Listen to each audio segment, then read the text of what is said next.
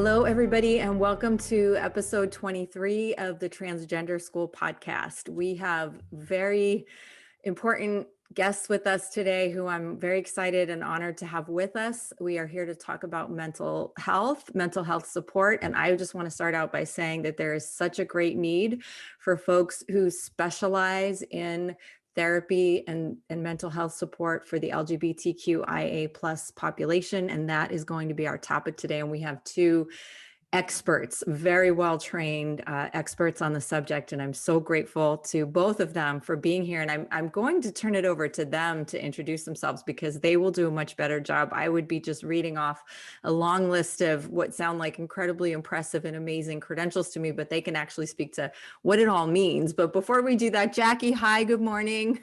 Morning, everyone. Thanks for being here with us. Yeah, Jackie, thanks for being here. And we are so honored and thankful and grateful again to welcome you, Rebeks and Aba. So whoever would like to start first and just do a little intro to yourself and then turn it over and we'll hear from both of you. Okay, I guess I'll go. Rebeks Clark-Monte. I was a college professor for most of my career, but recently went back to school to become a therapist, specializing in trauma and LGBTQIA plus affirmative therapy. And yeah, my pronouns are they, them. I'm also recently transitioned. So I've been on testosterone for a year. So I can also speak to transitioning later in life, which is actually happening more and more, which is exciting. Hi, everyone. I'm Aba Horthy, they, them pronouns. I was born in Europe. I lived a little bit in the DR and then moved here 10 years ago. My pronouns are they, them, and I specialize in LGBTQIA affirmative therapy, as well as trauma, complex trauma, and chronic illness and terminal illness. And we work with families as well and kids of trans people. Thank you. So much And for being here with us. yeah, thank you. And you two have a practice together, is that correct? Yes. Yes, Okay. should I say our website? Please. www.hormonetherapy.com. So our two last names, Horthy, Mane, Therapy. Okay. And we will put that in the show notes as well. So, and any other links that you two would like to share, we'll put into the show notes. So let's start with, what does LGBTQIA plus affirmative therapy mean? Okay, I can jump in. So both of us, Aba and I, were very lucky that we got to be trained at one of the few programs that has an LGBT affirmative track. This is Antioch University in Los Angeles. So we literally specialize in LGBT affirmative therapy. And one thing both of us are going to try to make clear is a lot of times therapists will say they're LGBT plus affirmative, and they mean they're not going to throw you out of their office if you come in as gay, but that doesn't mean they have specialized training. So we've been specialized to train in things like gender dysphoria, internalized homophobia, internalized transphobia, internalized biphobia, as well as dealing with external discrimination and building resilience around that. We're also highly trained in knowing all of the social as well as potential medical interventions and how to help clients navigate those as well, trans clients. And we're trained in letter writing and how to not gatekeep, but just check for informed consent around a surgery of any kind, which is really important, because I will say I'm a therapist who writes letters for others, but for my own top surgery, I have to get a letter, and there's nothing I hate more in the world than this process. It feels so demeaning, but so I try to share that with others, that we're not checking if you're trans, we are checking if you have support for a surgery. Aba, what would you add to that? So you mentioned the LGBTQIA plus affirmative. So a lot of people are gay affirmative, but they put all the letters in there. And that makes us clients, per se, think that, okay, we're going to be safe with them. It's going to be a safe place and space. And then when you're there, you have this awkward moment. I talked to someone who does shows, and that person looked at me and was like, okay, you're male. And I'm like, no, I'm non-binary. And that person was like, no, you're male. And this person works with the queer community. I haven't talked to that person again, but they do trainings and they are, yeah, highly accomplished in our field, but only for gay men usually. So dismissing our own humanity is really important to look out for. So just really be cautious when you see the letters and ask your therapist or potential therapist, have they worked with trans people before? Have they done letters before? What is your knowledge in our community? That's what I would add. Thank you so much. I think that's such an important point. And could you, for our audience who might not be as familiar with some of these concepts, just share at a more basic level what it means to use an informed consent model when it comes to hormones and therapy versus having to get letters from providers, and how that plays out and how that impacts the trans people who are seeking care? Yeah, so the current model in the United States, and maybe it will shift, but if you want any kind of surgical gender affirming therapy, you have to provide a letter from a therapist or a psychiatrist. Presumably, if you want to use insurance, they have to diagnose you with gender dysphoria and make a case that is it's a medical necessity to transition surgically in order for gender dysphoria to be reduced. Now, those of us who are in the field do not use a gender dysphoria model. Like, I would support somebody who wants to medically transition to achieve gender euphoria because they would love it, not because they're dying in their own body. And so this is a model we have to use with the DSM to go along with insurance companies. But informed consent means we believe you. A trained therapist in the trans field right now, if you come in and you say, I'm non-binary, or I'm binary trans, I want to be, or I am this other gender, we're not going to say, what are you wearing? How it used to be, if you wanted to transition to male and you look too feminine, they would mark it down. It's like, you are not properly this other thing, or you're not going to pass. It's so gross, and it's such a broken model. And thank God, for the most part, everyone trained today does not come from that perspective. It means we believe our clients and we work with them to achieve what feels the most affirming to the actual identity. So an informed consent means we're going to check, have you talked to your surgeon about what you want? Do you have aftercare set up? If the answer is no, it doesn't mean we don't write a letter. It means, how can we help you strategize to get aftercare set up? What are some maybe supports we can put for you to support you through a major surgery? So in no way we try to get rid of the gatekeeping where you do not have to prove to us that you're trans or non-binary, only that we can support you to have a successful outcome of a surgery. And what that means is we also don't rule out, what if I'm schizophrenic? Can I do, if I've been diagnosed with these things, what if I have multiple, or DID, dissociative identity disorder, and not all of my alters are trans? That doesn't rule you out still. It means we would go and get buy-in from other alters.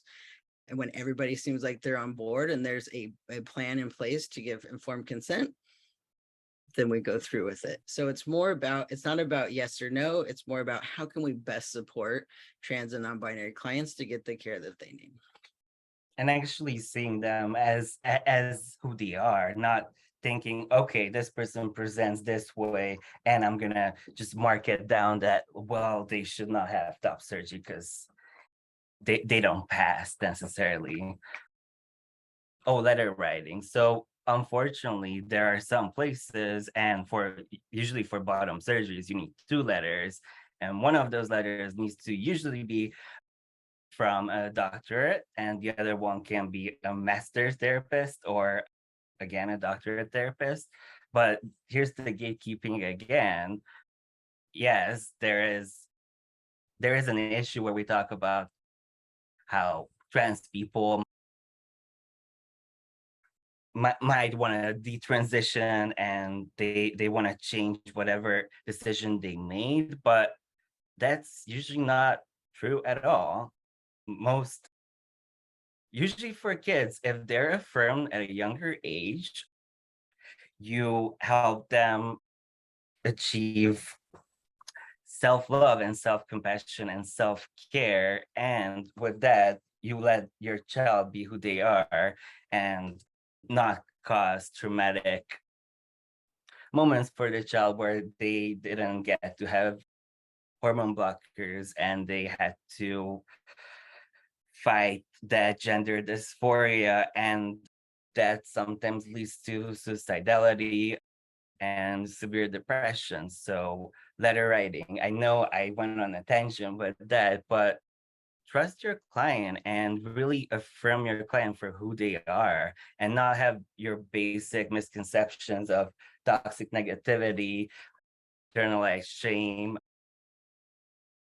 biphobia, transphobia, queerphobia, anything like that should be worked out before you work with your community.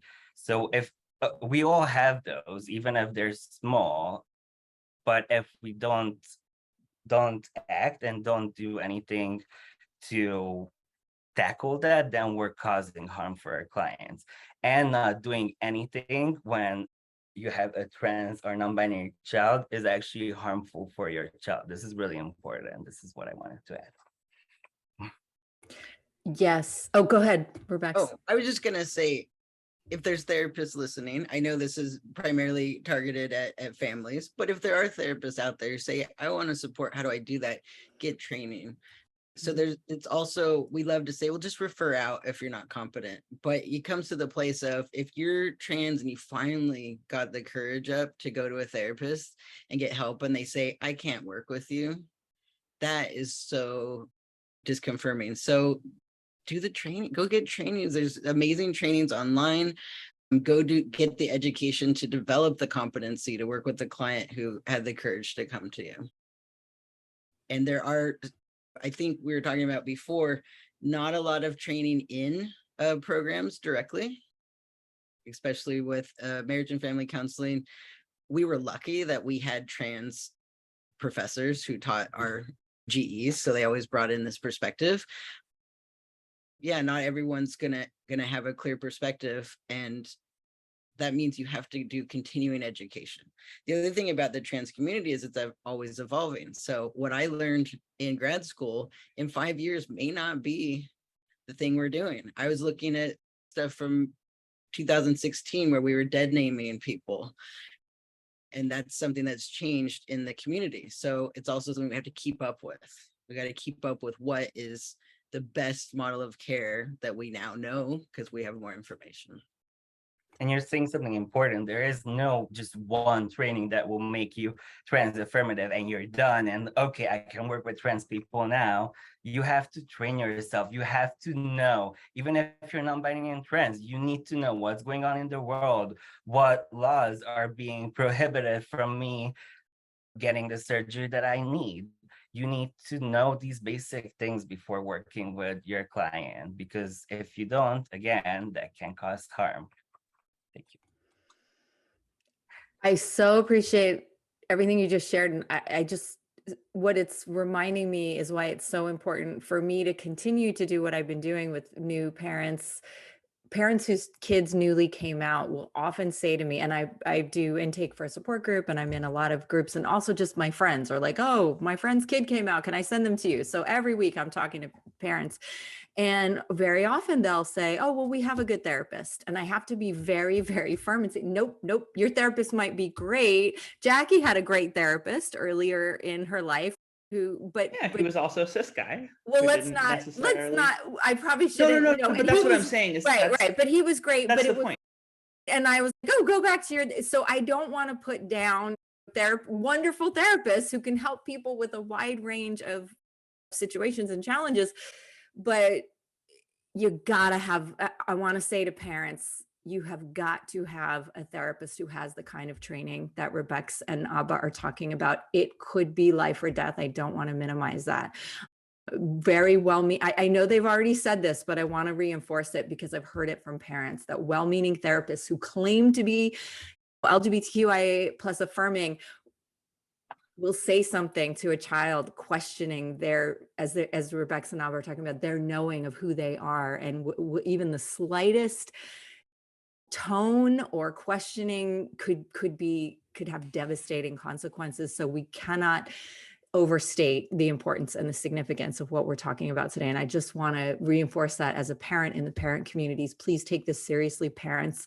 And also for parents, you need therapy. I needed therapy. We don't understand. I was clueless. Jackie was telling me, you are transphobic, Mom. And I felt insulted. I was like, no, I'm an ally and I'm this and I was absolutely transphobic. I was terrified. I was uneducated. I was uninformed. I said all the wrong things to Jackie. We've talked about that before. Parents, you need therapy. You need people like Aba and Rebeks just as much as your kids do, or your other family members and siblings might, because we are just starting to begin to develop an understanding of the various multifaceted experience of gender identity. So I really want to, I don't want us to understate the importance of that.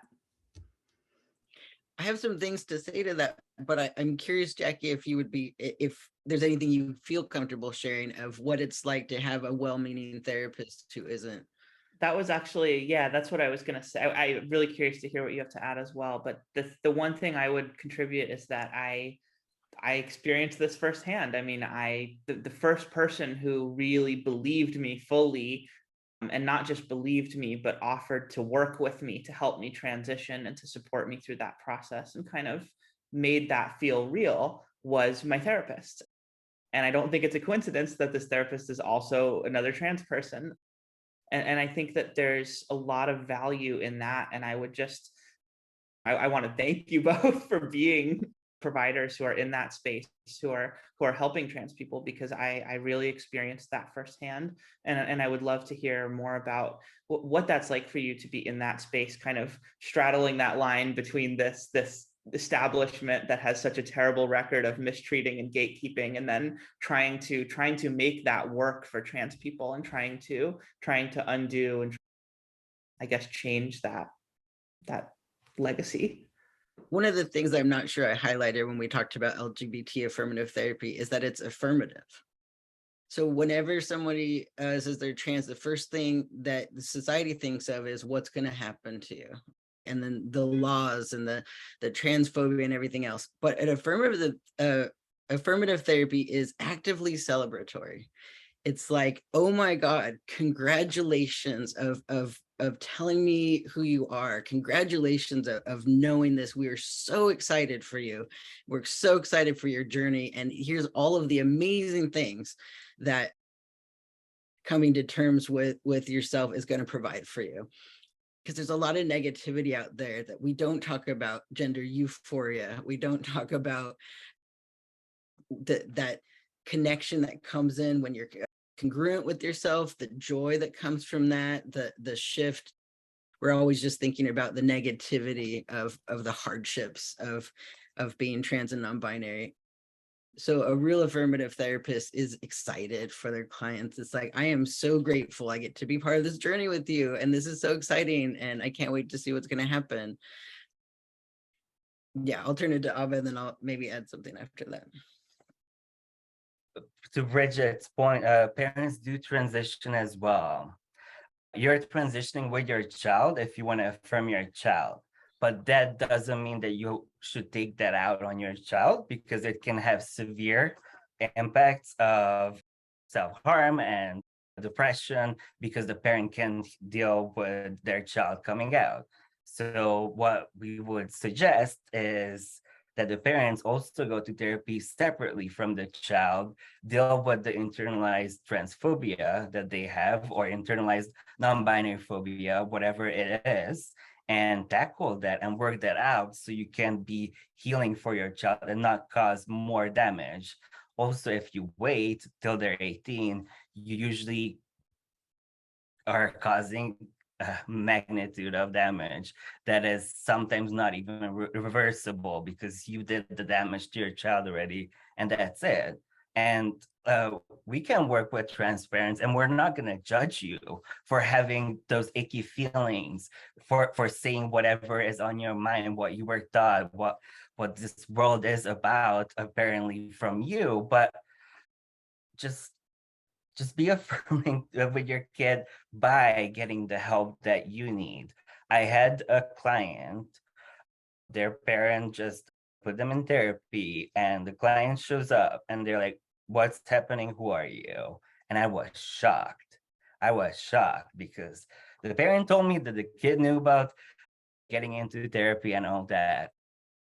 But turns out the kid didn't. And then we had to talk about how shitty that feels from mom, that mom just did this for you with you. And then later on, it turned out that the child had nothing wrong with them. There wasn't anything bad.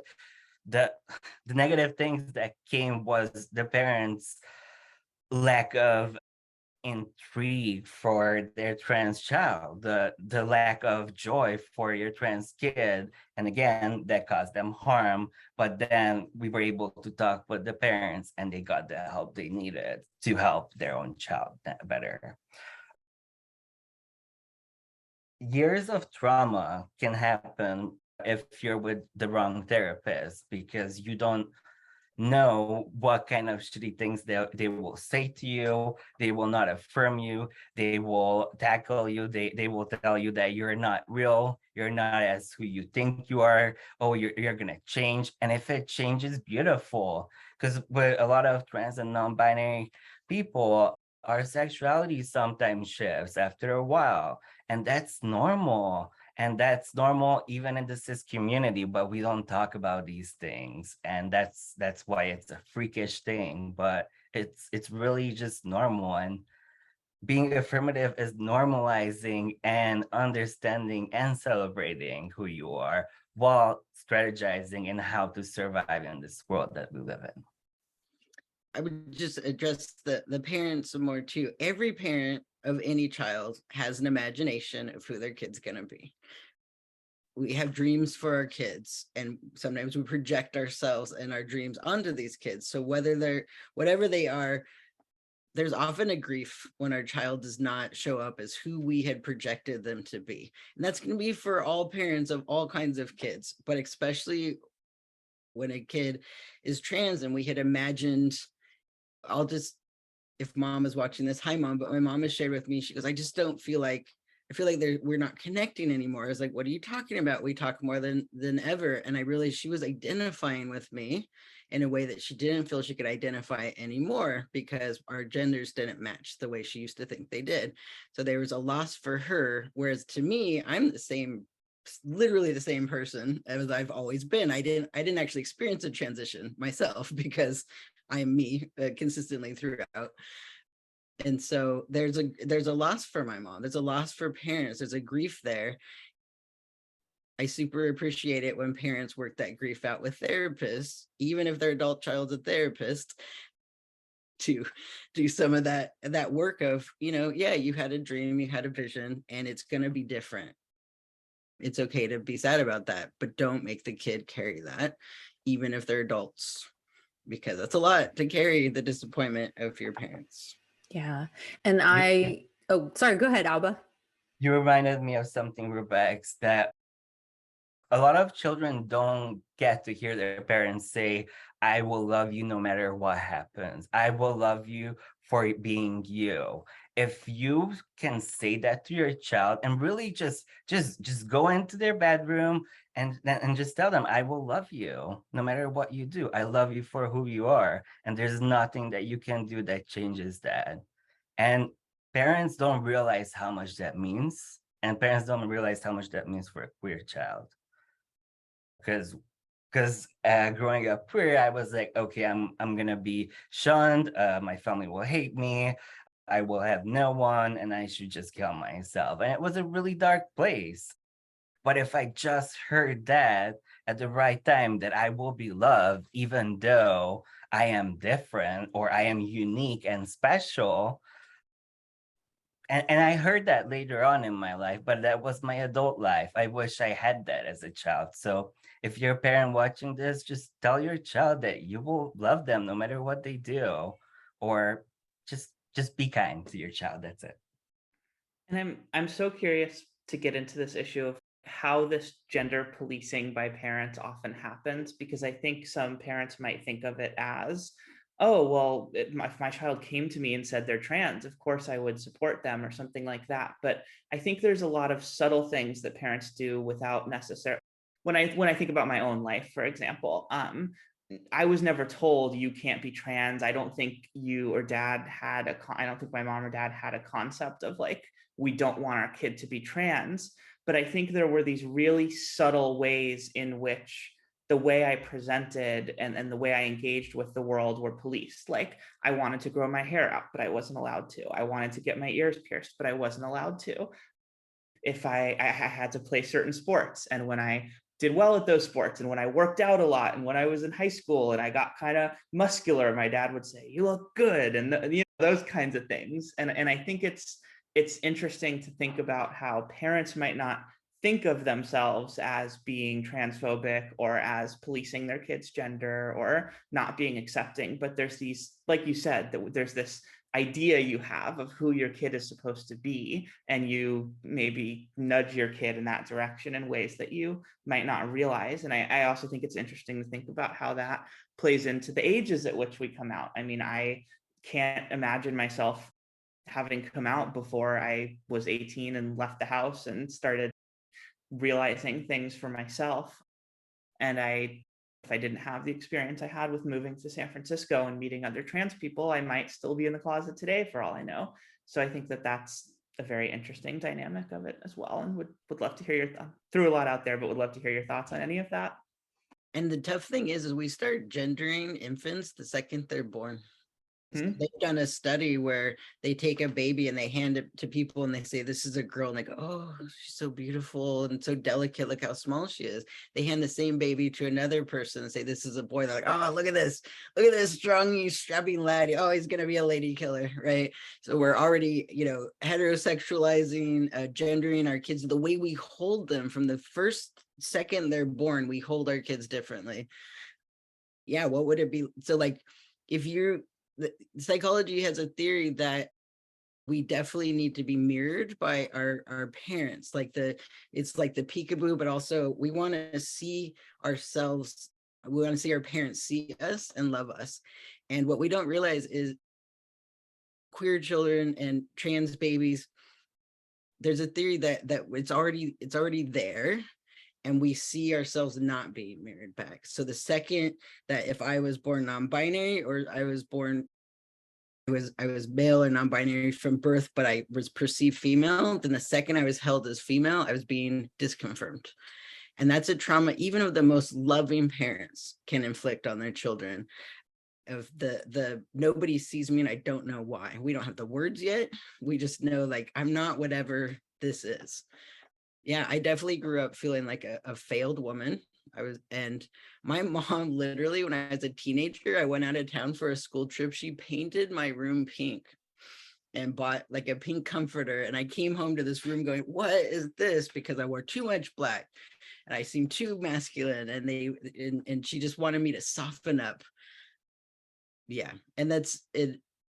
It's perpetual, and it's subtle, or sometimes it's overt. Even with my brother, his son, when he was born, loved to play with cars, but he also loved to play with dolls. And of course, parents take out the doll or give elaborate praise. I think, Jackie, what you were saying about, like, look at you playing sports, like, it's not even have to be negative. It could just be, what things get me praise.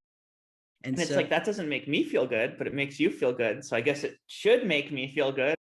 So right, and then something's if it wrong with doesn't, me. you're like, what? There's something wrong, and I don't know what it is. As somebody who hasn't transitioned until I'm in my 40s, I can tell you that I've spent most of my life thinking, I'm just really bad at being a girl. Everyone else got the handbook on being a woman, and I don't get it. I don't get it at all. And so I studied it, and Bridget may remember me presenting as this. I went hyper femme. When I hit 40, I was like, you know what? I'm going to be the best woman I can be and figure this thing out. So I went hyper femme. I grew my hair out. I wore makeup. I wore heels. I tried to do all the things, and I was so miserable. And that was the moment I gave myself permission to stop trying, because society will say, you're just not good at being a girl, and that's why you're unhappy, or you're just not pretty, or you're all these things. And it was like, okay, I was a pretty girl and I've never been more miserable. And so it's not enough to compliment. If you can compliment your kids on things other than look how beautiful you are, or look how strong you are, and have more things like, that was really smart, or did you enjoy doing that? Those are really helpful comments. I just want to say, as the only cisgender person in the group, I think it's so important for cisgender people to hear your experiences. And I thank you for sharing them, because I'm not even listening as a parent now. I'm listening as a cisgender person who's like, wow, I don't. And I think it's so important for us to listen, and really listen, because what you're sharing with us, we don't know these things. We assume that our experience is other people's experience, because we have that congruence. And that's why when Jackie came out to me, and why almost every single parent I talk to when their kid has just come out is in denial. It's like, no, but they always presented this way. And I really want those parents, those family members, everybody, teachers, every freaking buddy on the earth, to hear you, that like, we just don't get it if it's not our experience. And that doesn't give us the right to say it's not real, and to challenge it in any way, shape, or form, just because it's not our experience. And like, every parent I talk to, while I'm not like this, if you come to me and you're a parent, I'm going to be super empathetic, I promise. And because I've been there, I know. But now I get it. When Jackie came out, I really pushed back because of all the things she just said. Like, she played sports and she had girlfriends, and I thought that she played baseball. It was like so freaking ridiculously stereotypical. You know, she was into cars and driving fast and was very assertive and all the things. And so I just I was in denial. And all the parents, like 99%, I'm not even come and say similar things. Like, but my kid presented this way and they did these things. And it's like, they were mirroring, they were doing what you're talking about, Rebeks and Aba. They were just trying to be who you were telling them that they were supposed to be. They never had the space. Like, parents say to me, I know I'm kind of going off in different directions, but this is important too to me. Parents will say to me, oh, you're such a good parent, you're so affirming, you're such a great mom to Jackie. And it's like, no, let me tell you about what I did at first. I'm more interested in telling people the trauma that I caused her, the pain that I caused her, the point to where I could have destroyed our relationship if she hadn't been as forgiving a person as she is, and completely lost her in my life because I did these things, because I didn't understand. I didn't get it. I needed therapy. I needed education big time. And I really want people to hear that. You've got to believe people when they tell you who they are. Just because you don't understand it, because you saw them filling some role that they were forced to fit into, it doesn't make it not real. So sorry, I had to say that. I feel very passionate about it. No, it could start with letting your child pick out the first toy and really looking through the whole store, not just the boys section and the girls section and the in between, but everything, and let them have Barbies if they want. I had Barbies and I pulled it off in this country where I'm like, oh, I'm just having the Barbies to have girlfriends for my male action dolls. You know? I had that, and that's how I survived as a little kid. But if you just like let them have the toy that they want and start playing with that. Also, I wanted to mention I was 3 years old when my stepfather told my mom that he will not raise a little FAG. Now that got so ingrained in me that I killed off that self of me for a good 15, almost 20 years. And that was just the first thing. But growing up in an environment like that, and then having schoolmates who are making fun of you for being queer, different, a sissy, liking colors. I like feminine things and masculine things, and that is okay. And that should have been okay when I was 3, but no, I had to kill that part off of me. So what I'm saying is, don't gender your child. Don't expect them to get married, have kids, and that's the way it should be based on your perception, what we hear from the media. But it's okay to be different. It's okay that your child has a different route. Support them on it, and then push them to be great, push them to smile, push them to really search and find who they are, and not not let them become depressed because you think that your child should be a certain way. We have to work those things out. If we're parents, it's something that that probably their parents ingrained in their heads, that there's a male and a female. But that's Darwinism. Like we kind of like looked into Darwinism, and we're like, okay, we like gender, like male and female, and yes, people of color are different. No, but this is where we get it from. There's a basis of it. This is the history. We're looking at something that's really, really old, was done by one guy and his thoughts, and we're suffering from it. And it's beautiful to be different genders. It's beautiful to be non-cis. It's beautiful to be cis. And don't expect anyone in your life to ask you to be someone else. And you mentioned something about mirroring.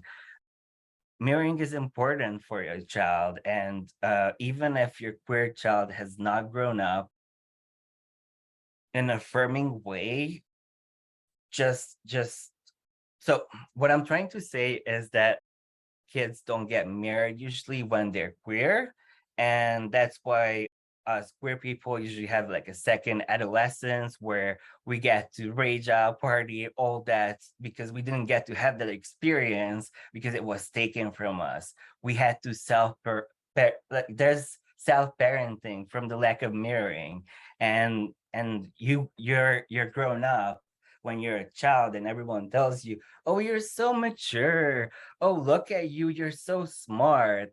But that's usually high trauma. That's usually, I'm not being mirrored by my parents.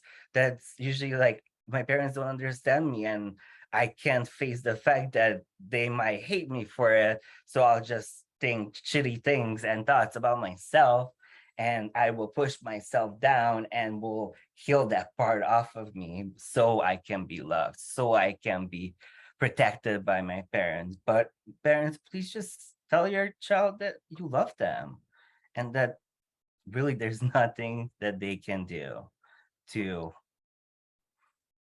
you know what I mean.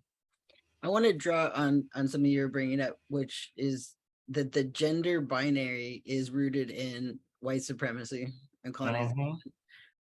I know we're hearing this more and more, but as you were mentioning, Abba, with the social Darwinism, is there is this theory that evolution, when they went from asexual reproduction to sexual reproduction, therefore those of us who are very gender binary must be more advanced than those who are non-binary or androgynous. And this was very rife in the early 1800s. This affected women's rights because they're like, no, you're going to destroy the white race if you get empowered. It's a story we've told to justify slaving people, to justify stealing things. And it's a story. It's not a biological fact. It's not a thing.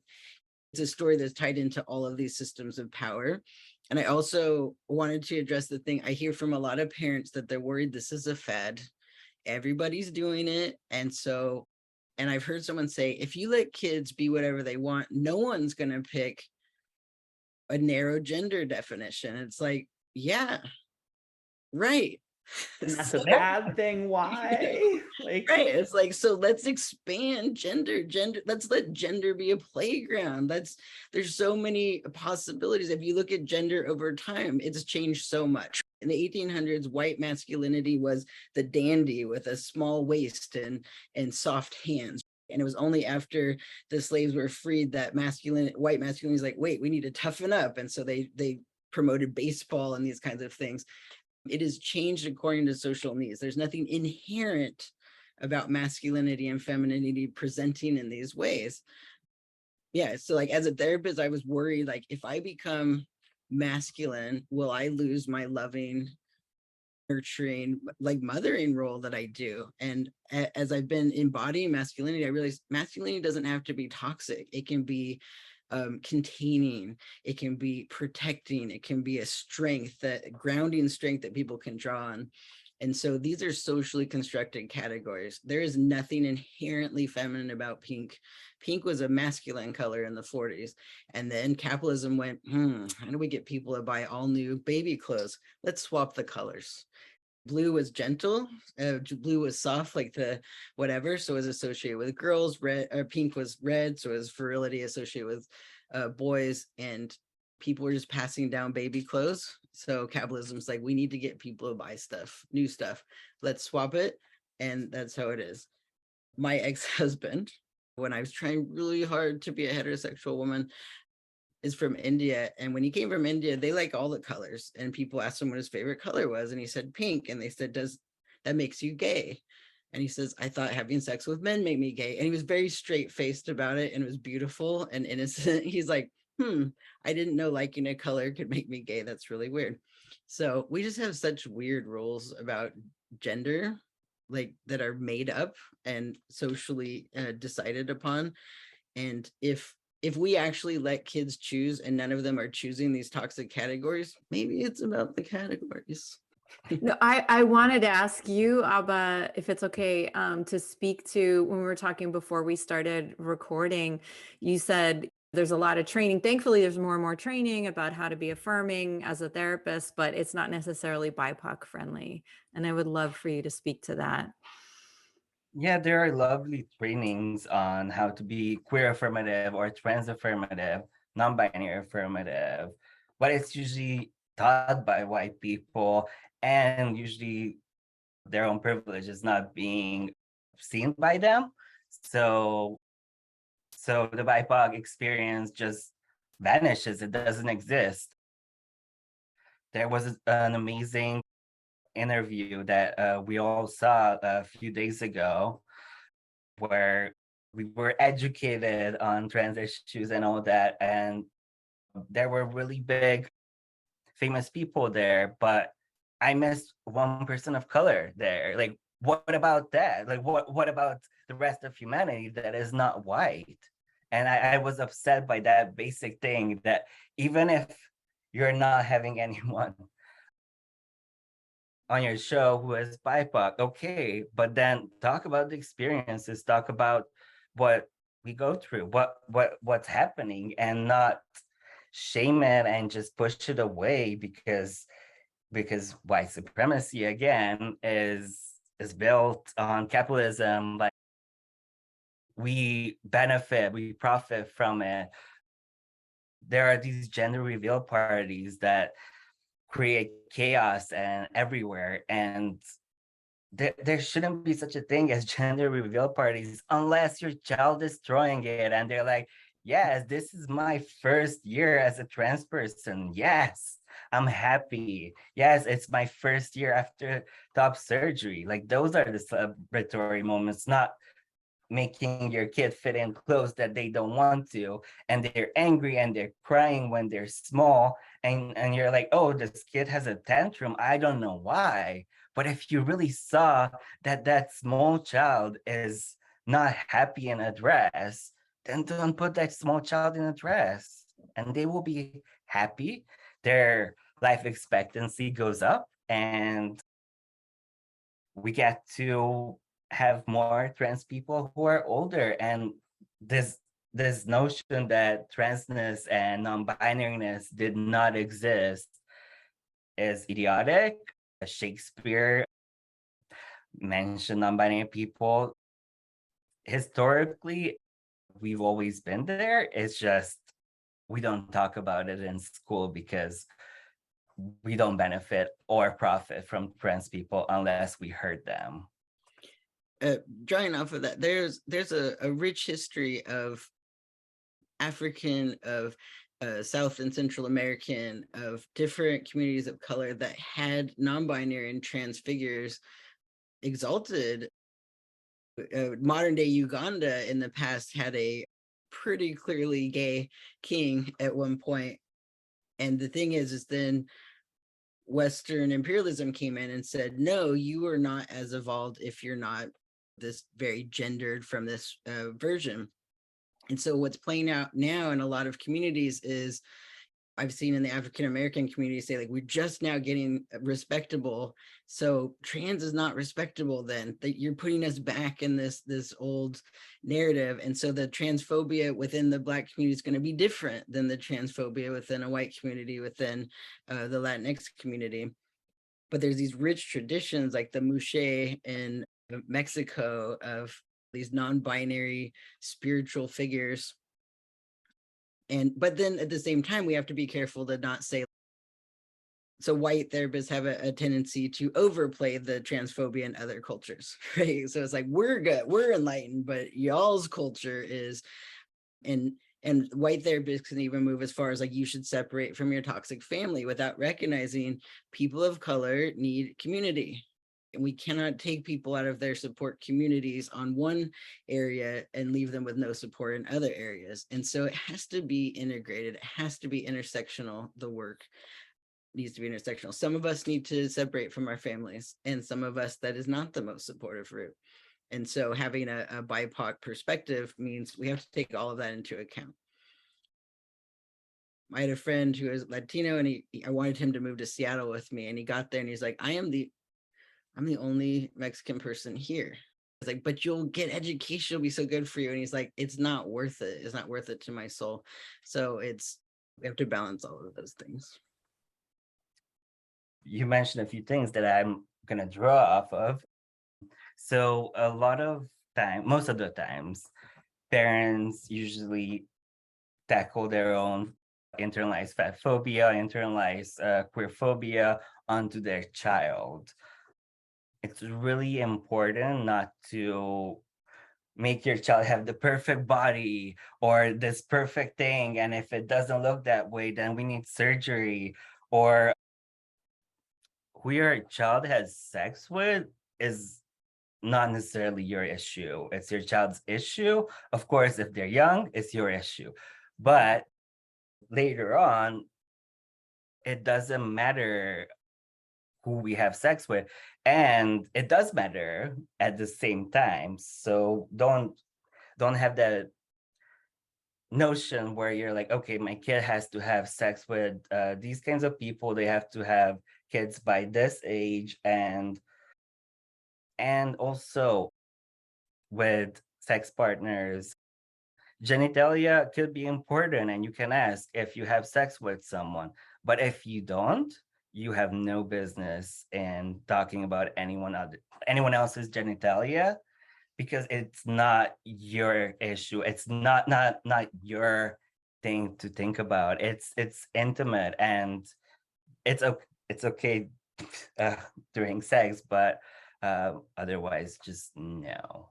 Yeah, if you're trying to figure out the mechanics of who's a top and a bottom, maybe it comes up. Otherwise, I made the mistake though teaching, and I really regret this, but somebody was saying, well, how is Caitlin trans? I heard she still has a dick. And I said, well, what's in your pants? And I was like, okay, I just ruined my life as a teacher. But what I wanted to point out was, like, of course we wouldn't ask somebody that. That's extraordinarily outrageous. And I was like, this is the last class I'm going to teach, because I just asked the student what's in their pants. What I wanted to highlight was that very point, which is, that's not a question you get to ask. Yeah. I think that's a great point. I mean, I've brought up when cis people have asked me about what is okay to ask about trans people having surgery or not, I say, well, would you ask your cis friend about their genitals? Right. The answer is pretty much always no. Like, I wouldn't. So why would you feel differently about trans people? I don't know. That's a weird line to draw there. But one thing I wanted to bring up, just because I think it's important, I know we all know it, but I think it's important for our audience to hear again and again, is this idea of regret that gets brought up and seems to be this thing that cis people especially are really attached to, this idea that trans people are going to regret transitioning, or are going to regret surgeries. And I think that, I don't know if a lot of cis people realize, but in my experience, at least a lot of the trans people I've talked to, and this is true for myself, do have one very specific regret, but it's not the regret cis people think we do. I regret that I didn't transition a lot earlier in my life. Younger. So I just think that's important to put out there, that yeah, trans people do feel regret. It's in almost all cases not the regret cis people are worried we're going to feel. Yeah, well, and also there's research that if you look at the real research, that it's a tiny, tiny, tiny percentage, and even that actually expresses the regret. And you've said, I know you've said, Jackie, like, let's really look at that percentage and what kind of social pressures and religious pressures and family pressures. Like, I now know lots and lots of trans and non-binary, and gender diverse, genderqueer people. I've never heard anybody regretting doing whatever they were called to do to be themselves. And if we want to start regulating trans affirming surgeries on the basis of regret, we should regulate all surgeries on the basis, all surgeries, especially voluntary elective surgeries that a lot of people engage in on the basis of regret, because there's a lot of other procedures that would be outlawed before trans affirming surgeries if there were an objective standard taken there. So I would love to speak to that personally if I could. So when I was married, trying to be a heterosexual woman, my husband and I were trying to get pregnant, and we were struggling with infertility. So I had to take estrogen. It was the most dysphoric time of my life. Absolutely. Not one person in my family said, "Are you worried about cancer? Are you worried about this is going to feminize you in a way that you don't want? Are you worried about the non-reversible effects?" They just went, "Oh, a baby." And to me, it was a horrible time in my life. And then later on, and I'll just be straight up with you, when I was trying to be a female, I got breast implants. And because the doctor said, your shoulders are too broad for a woman, so you need to have bigger breasts to compensate for your masculine shape. So I went to double D, which is not what I asked for, but he decided to compensate for that. Nobody said, "Do you regret that? Are you sure you want to do that? Are you sure you want to look more feminine?" But the second I've decided to take testosterone, I got the "what about cancer?" Which, by the way, it is the one test that shows testosterone could lead to cancer. It's prostate cancer. It's a test done in cis men. So that is not a thing. That is a problem medically. I'm more likely to get cancer for my fertility treatments than my gender affirming care. Now I have to get a letter to get these things out of me. I had no letter required to get these things in me. In fact, I didn't even have full informed consent because I didn't know what the doctor was going to do until it was done. So yeah, it's a double standard we have about who's going to regret what. And nobody's worried about a nose job. What if you want your original nose back? And if you want it back, you can get it back, honestly. I knew a girl in high school who got a nose job at like 16, 17. No one made her. I mean, I don't know. I don't think the same level of scrutiny was applied to her that was applied to different trans procedures, especially at that age. So I do regret what I thought was gender affirming care because I thought I needed to be a better woman and then I'd be happy. And the lovely thing is I can take them back out. Thank God. So. And then this regret that Thank we you. talk about, usually it's because of circumstances. Usually it's because you have someone really conservative around you or really religious, and that religion per se promotes heterosexuality and shuns homosexuality. Those are the times usually people on this small percentage regret, because they want to be loved and accepted by people who do not like their child's core self. So it's really important to know that even that small percentage of regret is usually because of other people, not by your internal thing. And yes, there are a few people in the world that have regretted. That is not because of circumstances, but there's not enough research even to back that up. There's not enough research to back up the regrets that were not based on circumstances. So that's really important. Another point that I wanted to bring up is that the attack and the homophobia, transphobia, non-binary phobia that we get are usually from people we know, are usually from family, sometimes not close family, but you'll have that uncle that jokes about your genitals. You'll have that aunt that is like, okay, you should not, like, it's okay that you're gay, it's okay that you're queer and non-binary, just don't be too much around this plate, like around this dinner that we have with the family. Just don't be that way. Personally, I got attacked by an uncle and shunned me for just presenting myself in social media and just being myself. That led to a huge fight.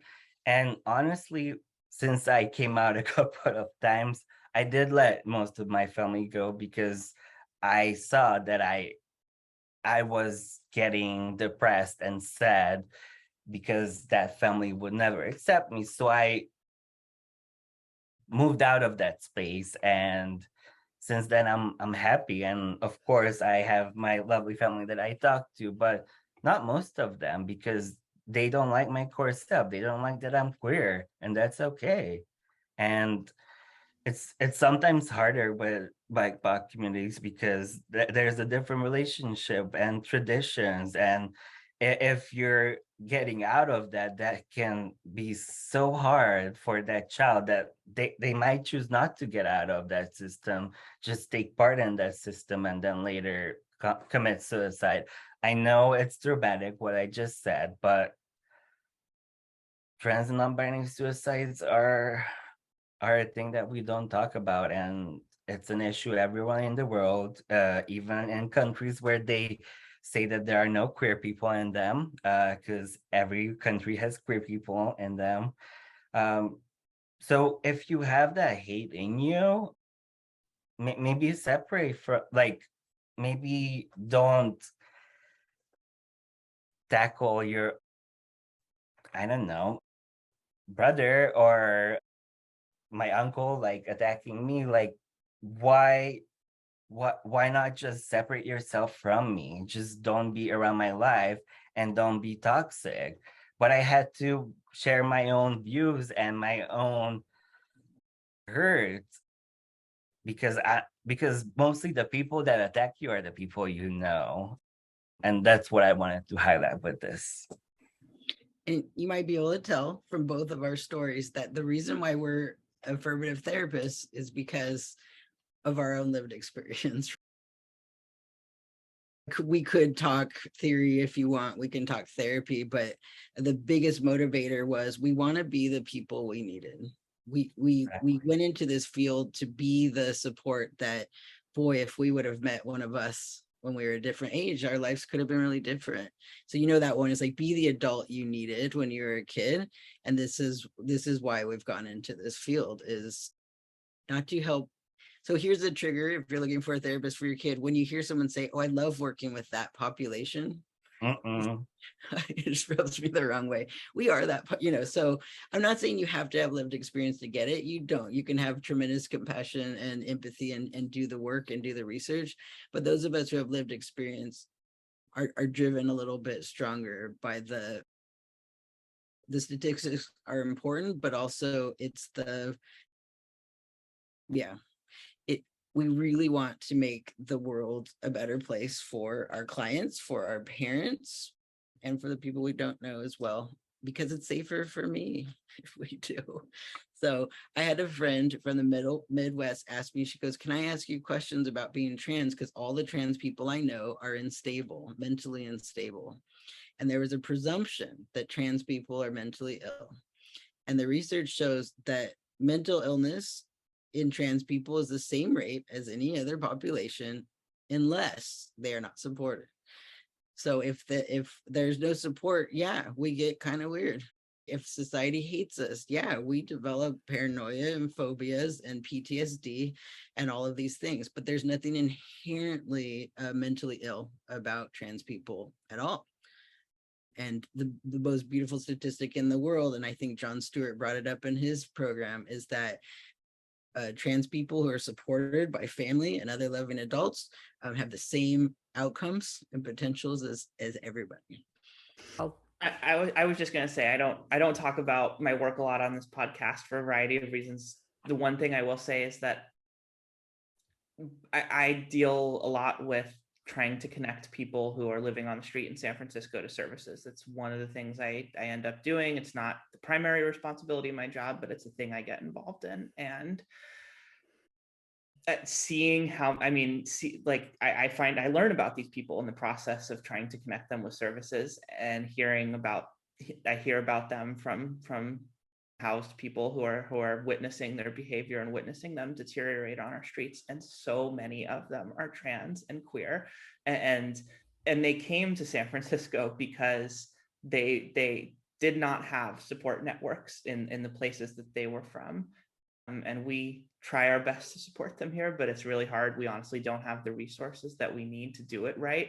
And I think it's worth saying that every one of those people who is living on the streets in San Francisco right now, who's queer, who's trans, is there because of their transphobic and unsupportive families and their support networks who basically failed them. It's a hard thing to deal with, but it's very real, and I see that every day. So it's a high percentage. It's a high percentage that just moved to California. I have some clients as well who I moved to California for the same reasons, to be myself. And unfortunately, there is homeless population everywhere. Here down in LA as well. It's really heartbreaking, but most of these queer kids try to run to their life, not like to have a life. And unfortunately for some people, it's better to be on the street with some queer friends than be at home and be punished and beaten up and all that nasty things that people can do. Yes. no, I don't know if this is therapy related, but recently I've been involved in some films about queer representation, and it's not trans representation yet. And someone asked me, what's your favorite trans representation? And for me, the way Umbrella Academy handled Elliot Page's coming out, I thought was beautiful. I was like, oh my God, I wish, like, can you imagine? They're just like, oh, cool. Okay. Welcome, brother. The end. But growing up, and the panelist on Jon Stewart's show said the same thing, and it was true for me. Brandon Tina's story was my first trans male representation, and I loved that movie for 3/4 of the movie. Boys Don't Cry, and I was like, oh, and I was watching him, have sex, and I was so taken with it. And then he's raped and murdered. So we have a kill your gays trope, we have a kill your trans trope, and if we don't have representation of successful, healthy, happy adults living trans lives, it's super dangerous for kids. And so I wanted to see more. I have trans and non-binary clients who are out and happy, and it's the least we don't even talk about that. It's not even what we talk about. We talk about work stress, relationship stress, other things. It's just something that is true about them, like anything else. And then we talk about other things. So once that's supported, this stops being a mental health issue, and it just becomes like I have this hair color, this skin color, I'm trans. We go on. You mentioned something important with exposure, and like with queer affirming therapy, one important thing is to be exposed to queerness itself, whether it's some TV shows or like really good singers. Villano Antiano is my favorite. I just had to say it. And just like really see yourself and see yourself successful. There's the exposure that's really important. And it's a double-edged sword, because this exposure is different, because when we see someone that's trans or non-binary in TV, there are tropes that you have to be flamboyant when you're gay and talk like this. It's just making fun of queer people. It's actually traumatizing and harmful for the community. And I would like to see more people of color who are trans and non-binary in TV and media everywhere. Black trans lives matter. As you know, there's a lot of violent murders in this country that is really heartbreaking, and we cannot say it enough that Black trans women matter. And just look out for your queer community around you. Just be one of those people that listens, that is there for us, and not necessarily just have the exposure where you see someone really built, really the perfect person for Hollywood, but that's maybe not who you are. And then there's more fat phobia, there's more internalized shame. Oh, that's how I should be as a queer person. That's why I took a pause from the industry, because I'm an actor also. But I felt that toxicity where, okay, I can be gay if I'm that one certain gay, or I can be trans but not non-binary. Even if you're trans, this is a huge issue.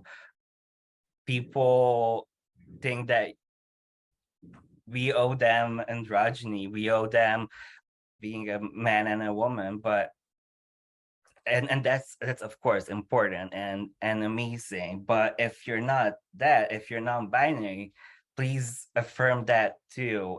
If your child is non-binary and trans, like, look at both sides, please. Not just, okay, my child is trans and, well, they were born with a penis, okay, now they're going to be a girl.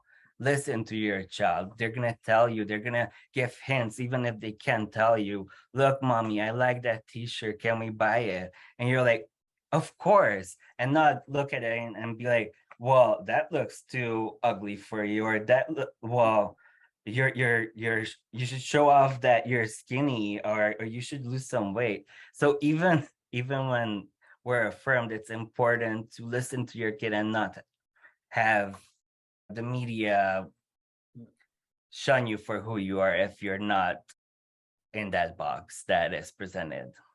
Yeah, That's a good one on non-binary. One of the reasons I still use they them pronouns, even though I'm pretty clearly trans masculine, trans man, and I love it. Like, the second I started doing testosterone, it felt like the easiest thing I'd ever done in my life. And I was like, oh my God. And then I'm like a teenager. It's not fully in, it's a little scraggly, but every day I look, I'm like, oh, look, this is great. But I use they, them because I don't want to move from one really constrictive box to another really constrictive box. It's like, am I a trans man? Yes, absolutely. If you say he, you're not wrong. But my family wanted to jump in and be like, now that you're a man, you need to do X, Y, Z. And I was like, oh my God, no, I'm not moving from one box to another box. Just let me be. And so, yeah, if your kid is binary trans, don't put expectations on what that looks like. And if they're non-binary trans, that means there's literally no pattern of what they are. So they could say that and say, well, you still look the same as you did before. Yep. But their identity is what it is. So yeah. Speaking to the expectations in the culture and parents and the media specifically, we do like to talk about what's happening out in the world and what people are seeing. So we've referenced the Jon Stewart show. I wanted to bring this up on this episode, whether it came up or not naturally in the conversation. But Jon Stewart, I wasn't really that aware of his show before this. I mean, I'm a little bit aware of him, but his show is called The Problem with Jon Stewart. He did an episode called The War Over Gender. It's getting a lot of attention. I encourage everyone to watch it. Everyone's analyzing it. There are problematic aspects of it. There are really affirming aspects of it. The crew there, the team there clearly did a lot of research and a lot of work. There was a lot that went into it, and he tried to kind of apologize for past transphobia and so on. I do want to encourage everybody to watch it. You can have your own opinion about it, but I think it's worth watching, and we are definitely going to put the link. It's on Apple TV, and you can watch it for free on Apple TV, and we're going to put the link in the show notes and the YouTube description. He did try to have some representation. He had two parents, one a white mom, one a black mom, and he had an endocrinologist, and he had Chase Strangio, who is I want to get it right because Chase is doing such amazing work, Deputy Director for Transgender Justice with the ACLU.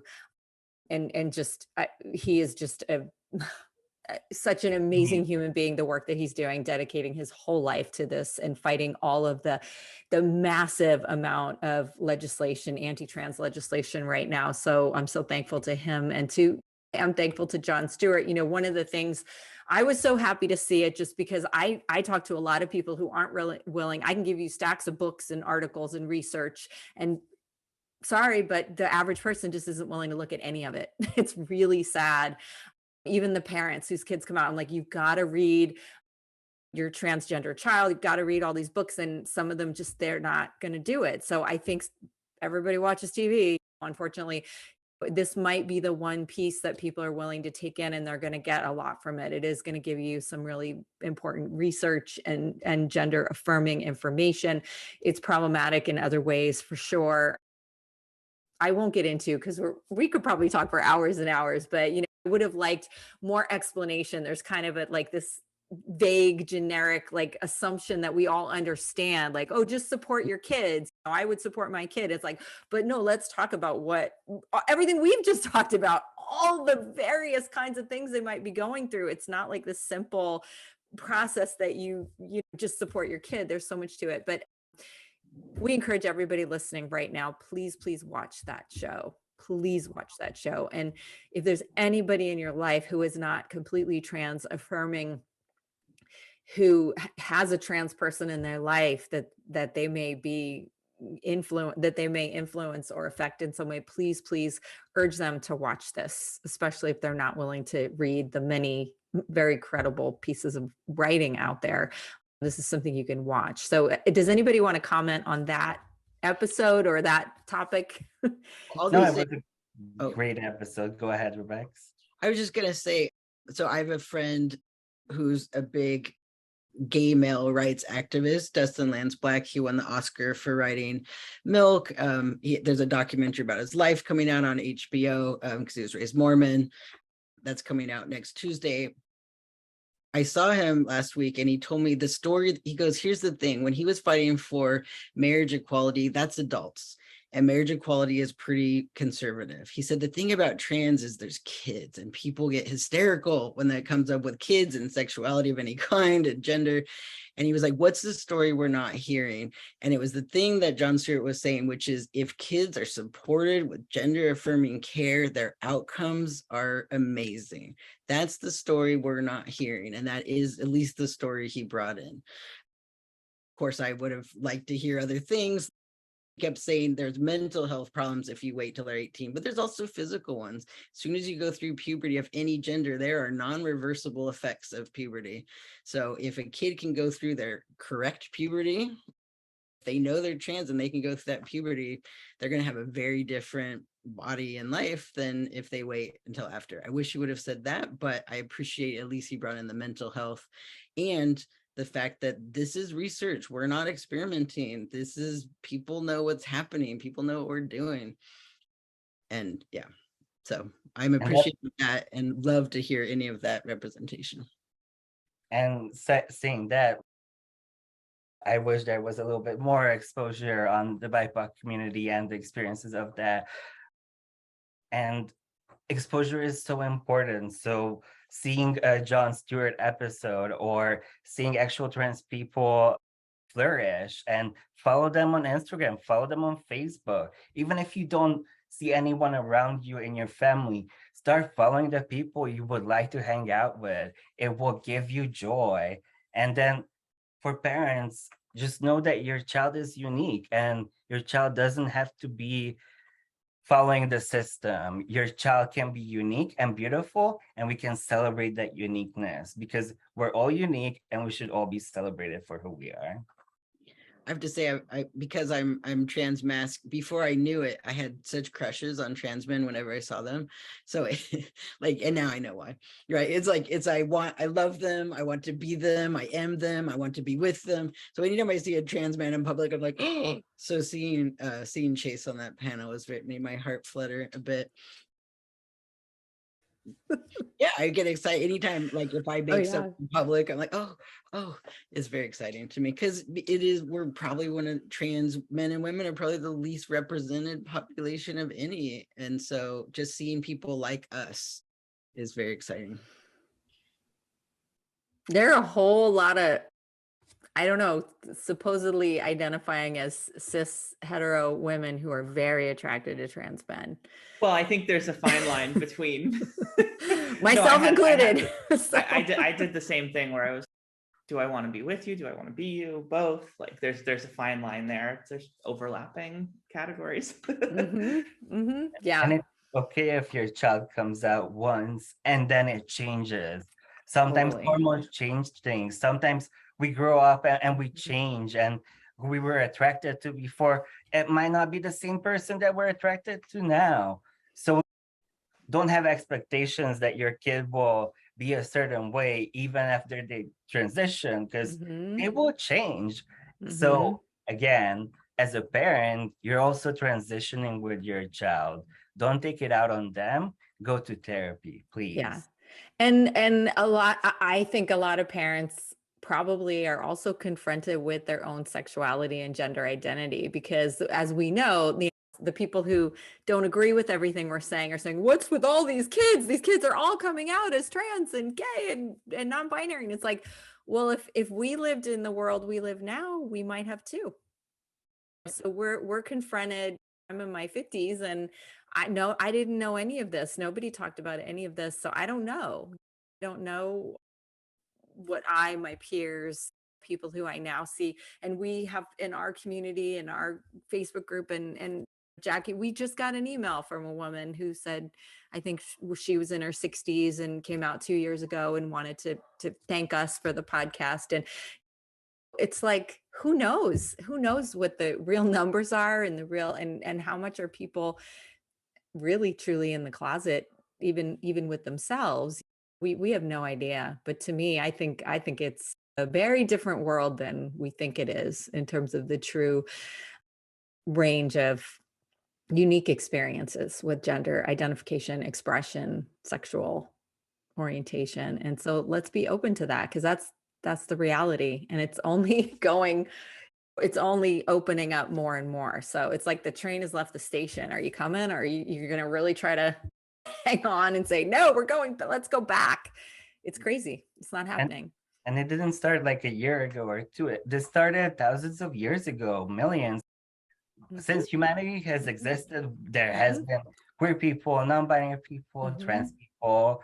We just talked about it differently. It was different, or it's hidden history. But through our program, we learned that there were so many queer people in our history. It's just they're not getting credit because we are profiting off of heterosexism, of hate.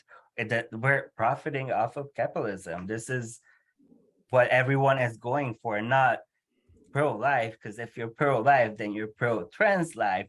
You're pro, I'm gonna adopt kids' life, not be pro-life and then just dismiss other people. And this is like a harsh debate in our community right now, but I agree with this, that if you're having a child,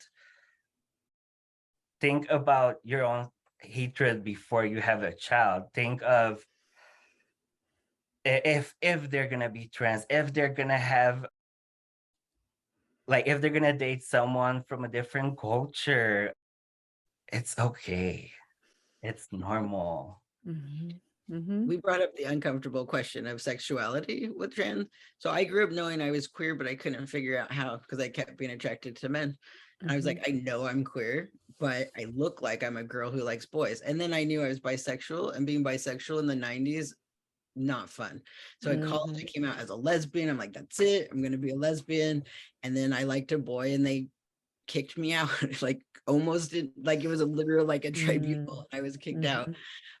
And so I didn't know where I fit. And now that I'm trans, I'm taking testosterone. I won't tell you all of the details, but my sexuality is weird on testosterone. Like I'm attracted to things I was never attracted to before. So it's like now my sexuality has to be redefined. And the lovely thing about the word queer, and I think it's why Aba keeps using it too, is I love this mushy pile. When we get really careful into these categories, we're going to miss the beauty and the diversity of human experience. So I'm bi and trans and non-binary and a little bit on the asexual scale, and I've had testosterone problems my whole life, so I guess I'm a tiny bit intersex on that level. So instead of having these categories, just like this beautiful queer umbrella of human diversity, there's so many possibilities in there. And some people are binary and some people are not, right? Sexuality comes with gender and everything else. And cool. I'm one of the more the merrier. Let's make this rainbow with 1,000 colors instead of 8, you know?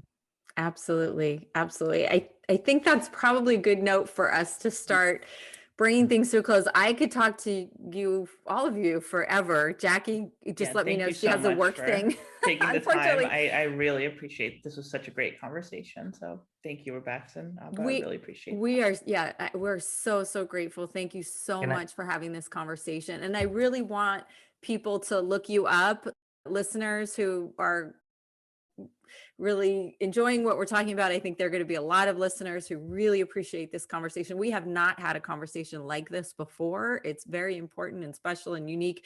Please go to the website for Rebeks and Aba's practice and check out more about their work. Reach out to them.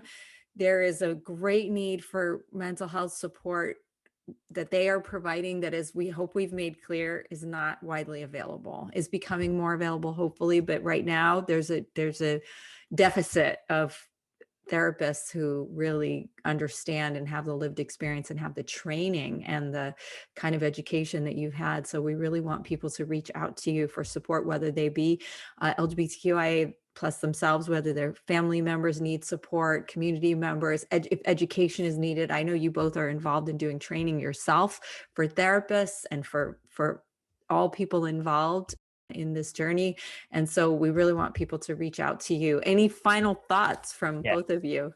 Yes, I have one last thing. So if you're abused at home and you have no one around you, just know that I love you, I care about you, and you can make it through. It's gonna be okay. And if you feel like you need some support and you need some pro bono support because you're a child, reach out to me and we can talk. Okay, I just wanted to be a resource. I love you. I really love you. All of you queer people, I love you. And for the parents, I imagine I had a lot of fear when I was going to be trans, because I thought trans people are freaks. Trans people don't get jobs. If I come out as trans, I will be kicked out of society. And I just want the parents to know, since I've transitioned, I've never been happier or more successful. I have a PhD, I have a master's degree in clinical psychology. I have multiple careers. I walk with joy and my head held high, and I've never lived a better life than this. So if you're afraid for your child's future, the happy future is living their real self. So Both of you, I'm kind of speechless and very emotional based on what you both said. And I just want to thank you for that and bringing your full selves and hearts to this conversation and to our audience. And I want to say to our audience, we love you too deeply. And we come back every month to try to bring more so that you feel loved and supported and heard and seen. And if whatever we can do to do more of that, please let us know. You all know where to find us. Some of you do write to us, and we thank you so much for that. So we are all here for you, for in whatever ways we can be. Thank you, Aba and Rebeks. This was even way off the charts better than I even expected, and I knew it was going to be amazing. So I cannot begin to thank you enough. I'm overcome with emotion, gratitude, and hope, just hope for, especially for young people.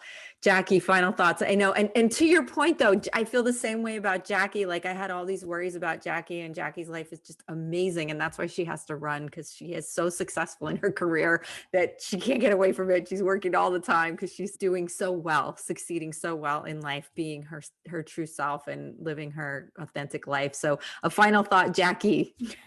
Yeah, thank you both so much for being here. I think this was a great conversation, and please check out their website, everyone. Bye, everybody. We'll see you next time.